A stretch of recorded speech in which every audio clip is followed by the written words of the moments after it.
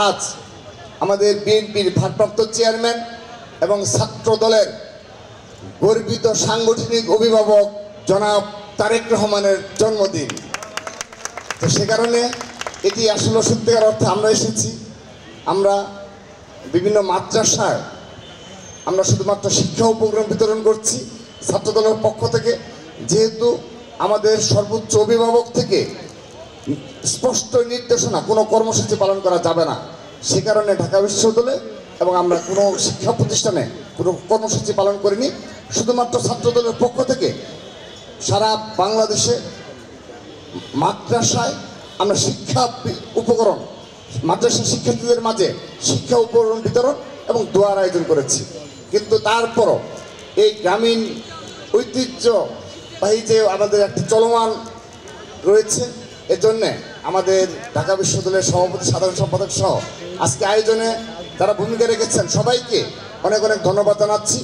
একটি বিষয় শুধু বলতে চাই, বিগত সময় দেখেছি আমাদের যে সাংস্কৃতিক আগ্রাসন যে ছিল, সেই আগ্রাসনের ফলে কিন্তু স্বাভাবিকভাবে দেশীয় সংস্কৃতি ব্যাপকতরভাবে ক্ষতিগ্রস্ত হয়েছে এবং সেগুলো নিয়ে শুধুমাত্র আমরা আলোচনাই করেছি, আমরা বিভিন্ন সময় টকশোতে শুনেছি, কিন্তু কার্যকর কোনো পদক্ষেপ বিগত সময় নেওয়া হয়নি।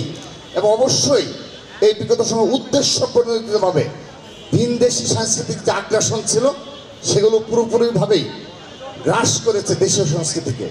কিন্তু বর্তমান 5 আগস্টের পরবর্তী বাস্তবতায়ও আমরা লক্ষ্য করছি এই দেশীয় সংস্কৃতি এবং আমাদের যে বাংলাদেশের সাথে তরুণ প্রজন্মের সাথে যে সংস্কৃতি, বিশেষ করে মিউজিক বলেন কিংবা অপর যে বিষয়গুলো রয়েছে, সেগুলোকেও বাধাগ্রস্ত করার একটি প্রবণতা আমরা লক্ষ্য করছি।